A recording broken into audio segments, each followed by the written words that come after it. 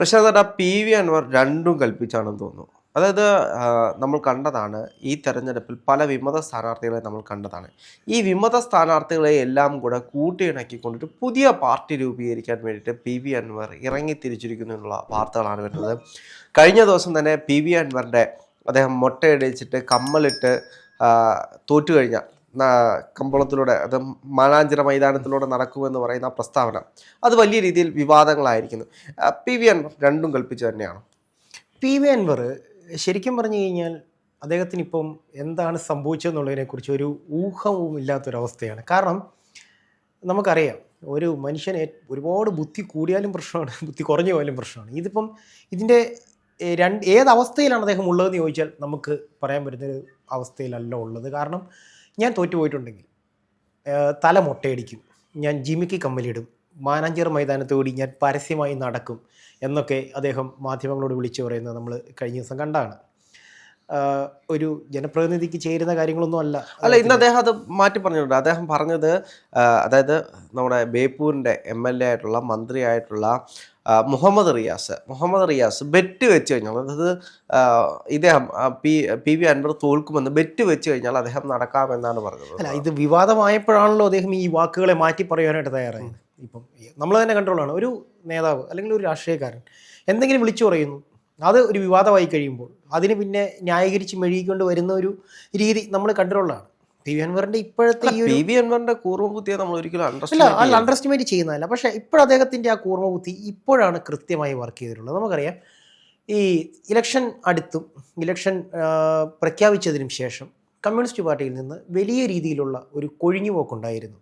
പാലക്കാട് നിന്ന് ശശി, അതുപോലെ തന്നെ കോഴിക്കോട് നിന്ന് TK ഗോവിന്ദൻ, അതുപോലെ തന്നെ നമ്മുടെ കുഞ്ഞികൃഷ്ണൻ ചേട്ടൻ, അമ്പലപ്പുഴയിൽ നിന്ന് G സുധാകരൻ, ഇങ്ങനെയുള്ള കുറച്ച് ആളുകൾ റിബലായി മത്സരിക്കുന്ന ഒരവസ്ഥയിലേക്ക് മാറിയിരുന്നു. അപ്പോൾ ഇവരെ എല്ലാവരെയും കൂട്ടിച്ചേർത്തുകൊണ്ട് ഒരു പുതിയ പ്രസ്ഥാനം ക്രിയേറ്റ് ചെയ്യുവാനുള്ള ഒരു വളഞ്ഞ ബുദ്ധിയാണ് ഇപ്പോൾ പി.വി. അൻവറിൻ്റെ കയ്യിലുള്ളത്. നമുക്കറിയാം, ഇപ്പോൾ കേരളത്തിൽ നിലവിലുള്ള, നമ്മുടെ സംസ്ഥാനത്ത് നിലവിലുള്ള 3 പാർട്ടികളെന്ന് പറയുന്നത്, ഒന്ന് ഇടതുപക്ഷവും, പിന്നെ ഒന്ന് കോൺഗ്രസും, പിന്നെ BJPയുമാണ്. അതിൽ പലപ്പോഴും ത്രികോണ മത്സരങ്ങൾ നടക്കുന്ന ആ ഒരു സംസ്ഥാനമാണ് നമുക്കുള്ളത്. പക്ഷേ ഇതിൽ എപ്പോഴും ഒന്നുകിൽ UDF അല്ലെങ്കിൽ LDF അധികാരത്തിൽ വരുന്നു. LDF അധികാരത്തിൽ വരുമ്പോൾ UDF പ്രധാന പ്രതിപക്ഷമാകുന്നു, LDF അധികാരത്തിൽ വരുമ്പോൾ UDF പ്രധാന പ്രതിപക്ഷമാകുന്നു. അങ്ങനെ മാറി മറിഞ്ഞാണ് പൊയ്ക്കൊണ്ടിരിക്കുന്നത്. വളരെ വർഷങ്ങൾക്ക് ശേഷമാണ് ഈ LDF തുടർച്ചയായ 10 വർഷത്തിലേക്ക് അധികാരത്തിൽ വന്നിട്ടുള്ളതും അതിൻ്റെ ഇപ്പോൾ LDF ശരിക്കും പറഞ്ഞാൽ അനുഭവിച്ചുകൊണ്ടിരിക്കുന്ന ഒരവസ്ഥയുമാണുള്ളത്. ഇങ്ങനെ ഒരു സാഹചര്യത്തിലേക്കാണ് ഈ പി.വി. അൻവർ ഒരു പുതിയ പ്രസ്ഥാനവുമായിട്ട് വരാൻ പോകുന്നത്.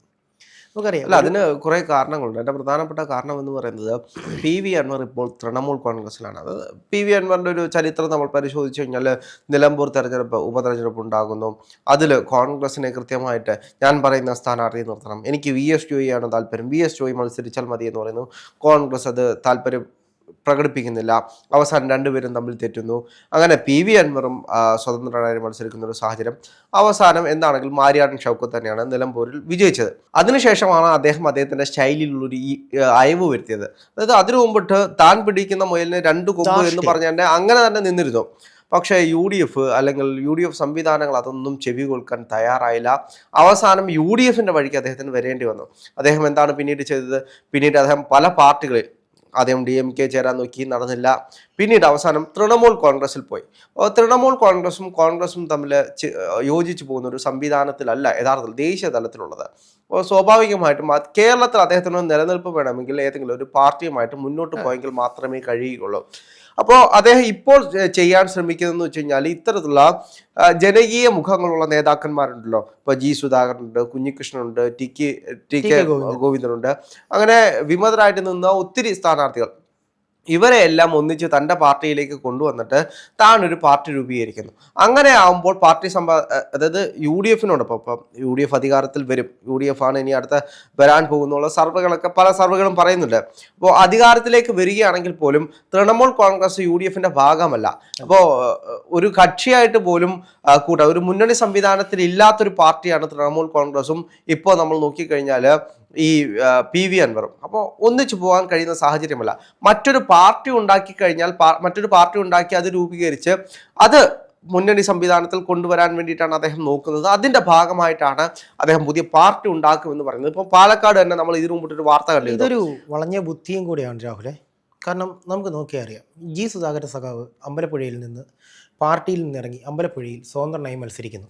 അദ്ദേഹത്തിന് UDF സപ്പോർട്ട് കൊടുക്കുകയാണ്. TK ഗോവിന്ദൻ പാർട്ടി, അതായത് MV ഗോവിന്ദനുമായി TK ഗോവിന്ദൻ പിണങ്ങി ഇറങ്ങുന്നു. നമുക്കറിയാം അവിടുത്തെ വിഷയങ്ങൾ അറിയാം. അദ്ദേഹത്തിൻ്റെ, അതായത് MV ഗോവിന്ദൻ്റെ ഭാര്യ ശ്യാമളയെ മത്സരിപ്പിച്ചതിലുള്ള എതിർപ്പ് മൂലമാണ് ഈ പറയുന്ന TK ഗോവിന്ദൻ പാർട്ടി വിട്ട് പുറത്തേക്ക് വരുന്നത്. അദ്ദേഹം റിബലായി മത്സരിക്കാൻ പോകുന്നത്. അപ്പോൾ അദ്ദേഹത്തിന് സപ്പോർട്ട് കൊടുക്കണമെന്ന് പറഞ്ഞുകൊണ്ട് TK ഗോവിന്ദൻ പക്ഷം UDFനെ പോയി കണ്ടിരുന്നു എന്നുള്ള റിപ്പോർട്ടുകൾ നമ്മൾ കണ്ടതാണ്.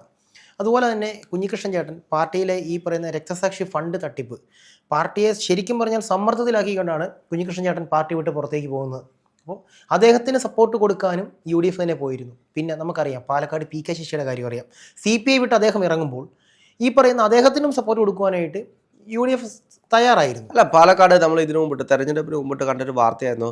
PK ശശിയെ കൂട്ടിച്ചേർത്തുകൊണ്ട് പാലക്കാട് വിമതരായിട്ടുള്ള പാർട്ടി അണികളെല്ലാം കൂടി ഒരു പാർട്ടി രൂപീകരിക്കാൻ പോകുന്നു എന്നുള്ള വാർത്തകളൊക്കെ കേട്ടിരുന്നു. അപ്പോൾ നമ്മൾ കഴിഞ്ഞ ഈ തെരഞ്ഞെടുപ്പിൽ നമ്മൾ നോക്കിക്കഴിഞ്ഞാൽ ഏകദേശം 14 ജില്ലകളിലും ഒരു 14 വിമത സ്ഥാനാർത്ഥികൾ ഉണ്ടായിരുന്നു എന്ന് വേണമെങ്കിൽ പറയാം. പിന്നെ അത്തരത്തിലാണ് കാര്യങ്ങൾ പോയത്. CPM കൈവിട്ടു പോകുന്ന ഒരു സാഹചര്യം കയ്യിൽ നിന്ന് മൊത്തത്തിൽ പോയി, കൈവിട്ടു പോകാന്നല്ല, മൊത്തം കയ്യിൽ നിന്ന് പോയി. എന്ത് ചെയ്യണമെന്ന് അറിയാൻ വയ്യാത്തൊരവസ്ഥ.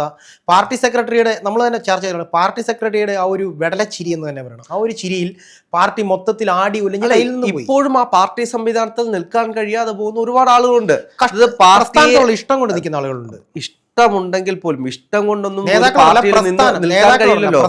നിലപാടുകളാണല്ലോ, അല്ലെങ്കിൽ നിലപാടുകളും നിലനിൽപ്പുമാണല്ലോ ഒരു രാഷ്ട്രീയ പാർട്ടിയിൽ ഒരാളെ നിർത്താൻ വേണ്ടിയിട്ട് അല്ലെങ്കിൽ നിൽക്കാൻ വേണ്ടിയിട്ട് പ്രേരിപ്പിക്കുന്നത്. അപ്പോ ഈ പാർട്ടിയിൽ അങ്ങനെ നിലനിൽക്കാൻ കഴിയാത്തൊരവസ്ഥയാണ് ഇപ്പോൾ ഉള്ളത്. പിണറായി വിജയൻ എന്ന് പറയുന്ന ഒറ്റ കോർ ഫാക്ടറിലാണ് ആ പാർട്ടി മുന്നോട്ട് പോകുന്നത്.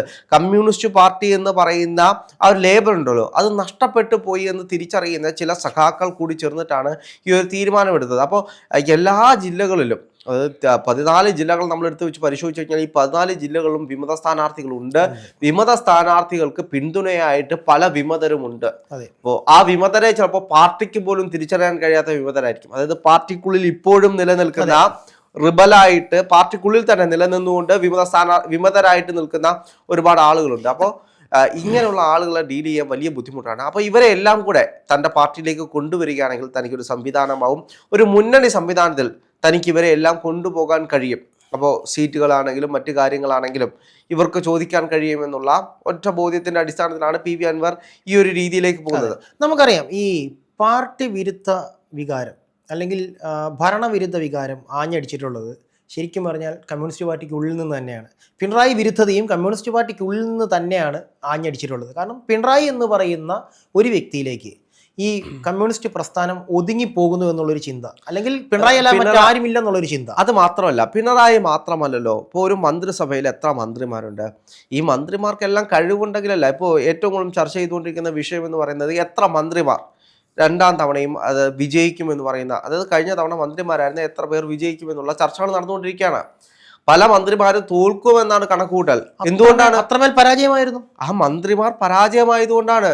എടുത്തു നോക്കിയാൽ നമുക്ക് മുന്നിൽ ആരോഗ്യരംഗം നിപ്പുണ്ട്, ഈ KSRTC നിപ്പുണ്ട്. ഗണേഷ് കുമാറിന്റെ തള്ളു പോലെയല്ല KSRTC നിൽക്കുന്നു.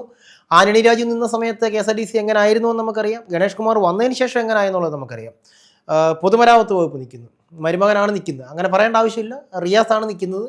അദ്ദേഹത്തെ കൂവി വിളിക്കുന്ന കാഴ്ച പോലും നമ്മൾ കഴിഞ്ഞ ദിവസത്തെ ആ സർവേ വന്ന സമയത്ത് ഞാൻ ഏറ്റവും കൂടുതൽ അത്ഭുതപ്പെട്ടു പോയത് തന്നെ കോഴിക്കോട് വലിയ അട്ടിമറികളായിരിക്കും സംഭവിക്കാൻ പോകുന്നത് എന്ന് പറയുന്നൊരു ചിത്രമാണ് യഥാർത്ഥത്തിൽ സർവേകളെല്ലാം പുറത്തുവിട്ടത്. അങ്ങനെയാണ് വരാൻ പോകുന്നതെങ്കിൽ ബേപ്പൂരും തോക്കാനുള്ള സാധ്യതയുണ്ട്. പിന്നെ തീർച്ചയായിട്ടും ഈ ബേപ്പൂരാണെങ്കിലും നമ്മൾ അതേപോലെ തന്നെ സന്ദീപാരം മത്സരിച്ച തൃക്കരിപ്പൂരാണെങ്കിലും ഇവിടെ എല്ലാം വിജയ സാധ്യത ഉണ്ട് എന്നാണ് കാണിക്കുന്നത് ഈ സർവേകൾ ചൂണ്ടിക്കാണിക്കുന്നത്. വിജയ സാധ്യതയെ പറയുന്നുള്ളൂ, ഉറപ്പ് പറയുന്നില്ല. എപ്പോഴും സാധ്യതയുണ്ട്. ഞങ്ങൾ കൃത്യമായി വിജയിക്കുമെന്ന് പറയുന്നില്ല. കൃത്യമായി വിജയിക്കുന്ന മണ്ഡലങ്ങളുടെ പേര് ഇവരിട്ടിരിക്കുന്നതിനകത്ത് ഈ നമുക്കറിയാം തെക്കൻ കേരളത്തിലേക്ക് വരുമ്പോൾ ഈ വിജയിക്കുമെന്ന് പറയുന്ന മണ്ഡലങ്ങളിൽ ഇവർ വിജയിക്കുമെന്ന് പറഞ്ഞ കാഞ്ഞിരപ്പള്ളി. ഈ കാഞ്ഞിരപ്പള്ളി ഒരിക്കലും LDFന്റെ സീറ്റ് അല്ല, അത് കേരള കോൺഗ്രസിന്റെ സീറ്റാണ്. അവിടെ പ്രൊഫസർ N ജയരാജാണ് മത്സരിക്കുന്നത്. വാഴൂർ നിയോജക മണ്ഡലമാണ് ഈ കാഞ്ഞിരപ്പള്ളി പറയുന്നത്. അവിടെ അദ്ദേഹം ജയിക്കുമെന്നുള്ള ഉറപ്പ് കേരള കോൺഗ്രസിന്റെ ഉറപ്പാണത്, അല്ലാതെ പാർട്ടിക്ക് അവിടെയും ഉറപ്പില്ല. അതുപോലെ തന്നെ പാർട്ടി വിജയിക്കുമെന്ന് പറഞ്ഞുള്ള പ്രധാന മണ്ഡലങ്ങൾ നോക്കിക്കഴിഞ്ഞാൽ പാർട്ടിക്ക് മറ്റേതെങ്കിലും ഒരു ഒരു ഉപപാർട്ടിയുടെ സപ്പോർട്ടുള്ള മണ്ഡലങ്ങളാണ് ഇവർ എടുത്തു പറഞ്ഞിട്ടുള്ളത്. ഒറ്റയ്ക്ക് നിന്ന് ജയിക്കുമെന്ന് പറഞ്ഞാൽ എത്ര മണ്ഡലങ്ങളുണ്ട്? അല്ല, സ്വാഭാവികമായിട്ടും LDF മുന്നോട്ട് വെക്കുന്നത് തങ്ങൾ ഈ മണ്ഡലങ്ങളിലെല്ലാം വിജയിക്കും, ഏകദേശം 80 സീറ്റുകൾ വാങ്ങിച്ച് LDF അധികാരത്തിൽ വരുമെന്ന് തന്നെയാണ് LDF ഇപ്പോഴും വിശ്വസിച്ചുകൊണ്ടിരിക്കുന്നത്. അവരവരുടെ കണക്കുകളെയൊന്നും തള്ളിപ്പറയാൻ അവർ തയ്യാറാവുന്നില്ല. അപ്പം എന്താണെങ്കിലും PV അൻവർ രണ്ടും കൽപ്പിച്ച് തന്നെയാണ് ബേപ്പൂര് വിജയിക്കുമെന്നുള്ള വലിയ കോൺഫിഡൻസിലാണ് PV അൻവർ ഉള്ളത്. എന്താണെങ്കിലും 4-ാം തീയതിക്ക് ശേഷം നമുക്ക് തിരിച്ചറിയാം മൊട്ടയടിക്കുമോ ജിമിക്ക് ഇടുമോ എന്നറിയാം. മൊട്ടയാണോ ജിമിക്കിയാണോ അതോ സുൽത്താനാണോ, ആരാണ് ബേപ്പൂര് ഭരിക്കുന്നതെന്നും കേരളം ഭരിക്കുന്നതെന്നും 4-ാം തീയതിക്ക് ശേഷം അറിയാം.